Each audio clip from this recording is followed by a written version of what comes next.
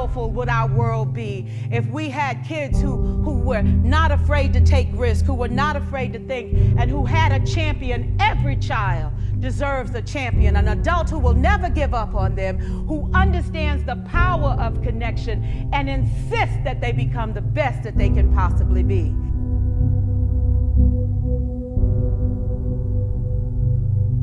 You know, another thing that's kind of messed up is how we educate kids.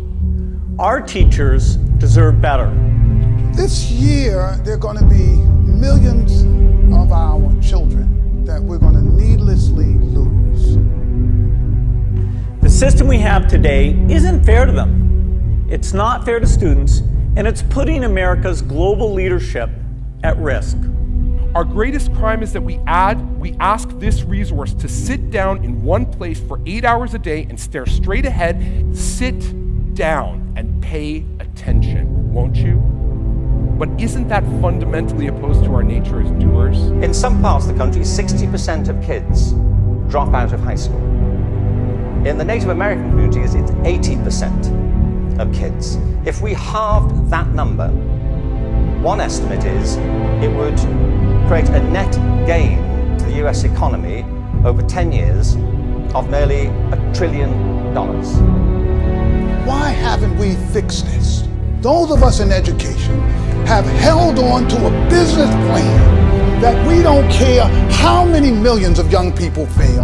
Yes, ma'am, they know what they want, they see the bigger picture, but they don't see the things that you need to have. Einstein said, insanity is doing the same thing over and over and over again and expecting a different result. I don't understand. You know, they get in the office and they say one thing, and when they get in the office, they do a whole nother thing. So I'm definitely upset. Just blocks away, Mayor de Blasio attended a rally to pressure lawmakers to approve a tax on the rich to fund his pre-K program. There were far fewer there, under 1,000. By the force of our words and the force of our commitment and the force of our compassion and our heart for our children, we are going to keep this issue moving forward. The education industry has said the same thing for decades. More money, more money, more money, and it'll change. We say in this country, no child left behind. So the no child left behind start with the pre-K. But I knew that Americans get irony when I came across that legislation, No Child Left Behind. Consider the rankings for reading proficiency. The US isn't number 1. We're not even in the top 10. We're tied for 15th with Iceland and Poland.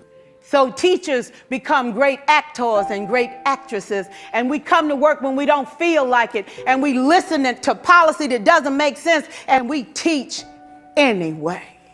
The real safety of our nation is preparing this next generation so that they can take our place and be the leaders of the world.